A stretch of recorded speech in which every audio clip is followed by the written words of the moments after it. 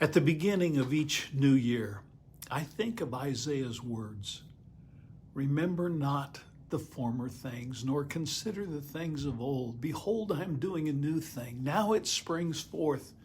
Do you not perceive it? I will make a way in the wilderness, and I'll provide rivers in the desert. You see, Isaiah is speaking to his people who are threatened by the military might of Assyria. He's confident that God is going to protect his people and keep Jerusalem safe, and his words offer confidence in the face of crises. His 8th century message is as timely for us as well. We begin a new year that's filled with tension and strife, wars, and various hardships.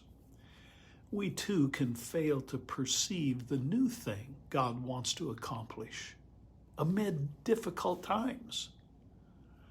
Isaiah's encouragement to remember not the former things nor consider the things of old is not a suggestion to erase our memory. It's to encourage us not to live in the past. Israel's memory of God's miraculous deliverance in its first Exodus is important to remember. But adversity can create amnesia, and challenging times can cause us to forget God's faithfulness in the past. So at the beginning of this new year, I want to take a moment to recall the past year and to remember and see where God intervened on our behalf. As I think of last year, our ministry saw God's faithfulness in relieving a government-imposed tax burden on churches in Uzbekistan.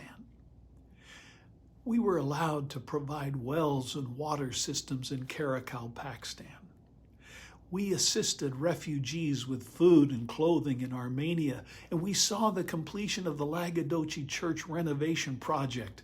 And that church is just located just 2 kilometers from the Russian and the Azerbaijan borders. We ministered and equipped, encouraged, and trained pastors in Armenia, Georgia, Uzbekistan, Belarus, and here in America. I want to say that the start of this year is less problematic for our pastors, leaders, and fellow Christians in Eastern Europe and in Central Asia, but it's not. Times are difficult. The struggles are intense.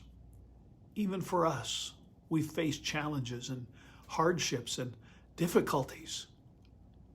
But for these dear people and for us, Isaiah's words are filled with hope. Behold, I am doing a new thing. You see, God still leads us through the wilderness. God still provides water in the desert. God is going to meet us. He's already doing a new thing. Can you not perceive it? I want to thank you for your prayers and your support as we continue to care for the souls of pastors, leaders, and learners. And I invite you to learn more about how you can make a lasting impact in the lives of these leaders through our ministry. You can go to richardparish.com. On behalf of my wife, Vicki, and all of our team at Richard Parish Ministries, we wish you a most blessed and prosperous new year.